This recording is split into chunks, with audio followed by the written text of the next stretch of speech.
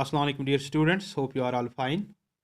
देखिए, पिछले कई दिनों से हम Indian economy on the eve of independence discuss कर रहे थे। तो इसमें कुछ चीज़ें हमने डिस्कस की, जैसे हमने Indian agriculture on the eve of independence, Indian industry on the eve of independence. चलिए आज हम फॉरेन ट्रेड की तरफ जाते हैं कि what was the position of India's foreign trade during the British rule. देखिए, फॉरेन ट्रेड क्या होता है? It's the trade with the rest of the world in the form of imports and exports. When we sell to the rest of the world, when we buy from the rest of the world, that's from other countries other than the domestic country. तो इसे हम foreign trade कहते हैं, ठीक है ना। It's generally in the form of exports and imports. देखिए, जहाँ तक इंडिया का ताल्लुक है, एंशियंट टाइम्स में इंडिया के ट्रेड की एक खासी अहमियत थी पूरी दुनिया में। लेकिन जब ब्रिटिश रूल इंडिया में स्टार्ट हुआ, इसने उस शोहरत को ख़त्म कर दिया। जो इंडिया था, it was the well known exporter of finished goods. Finished goods ज़्यादा हम एक्सपोर्ट करते थे। ये फिनिश्ड गुड्स जैसे फाइन कॉटन था, silk,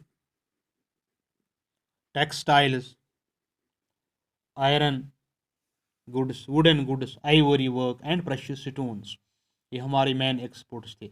but the British rule in India converted India into net exporter of raw material. Finished goods से raw material का exporter बना दिया ब्रिटिशर्स ने इंडिया को।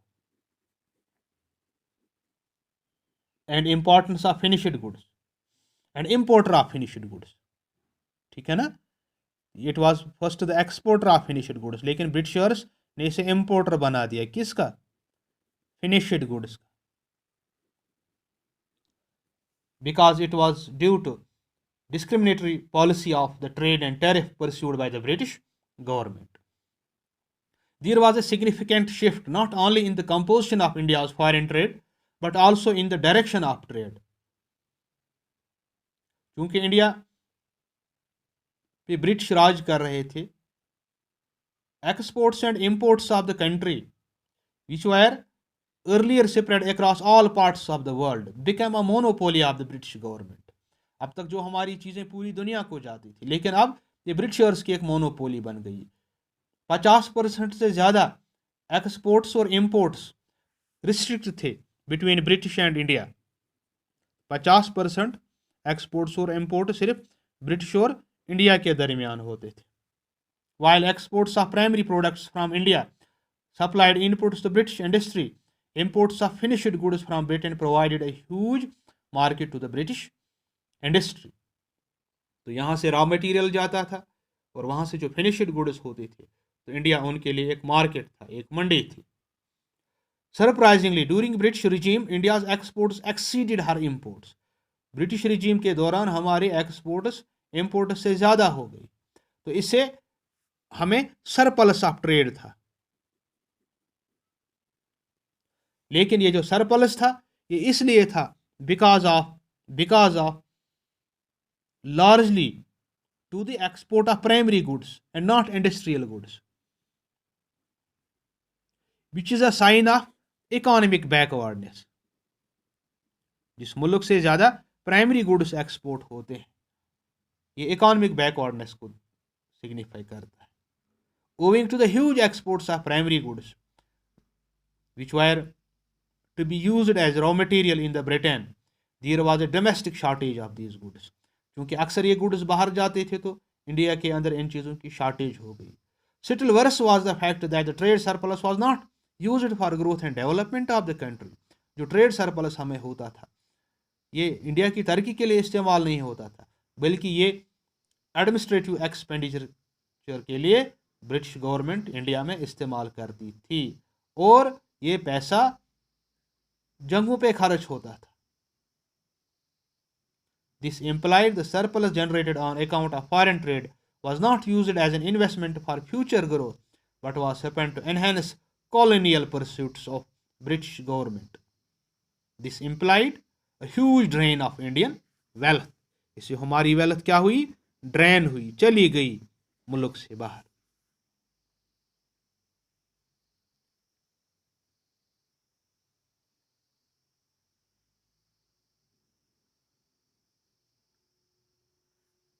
एक और इम्पॉर्टेंट बात है, इसी पीरियड में during the colonial period Suez canal open हो गई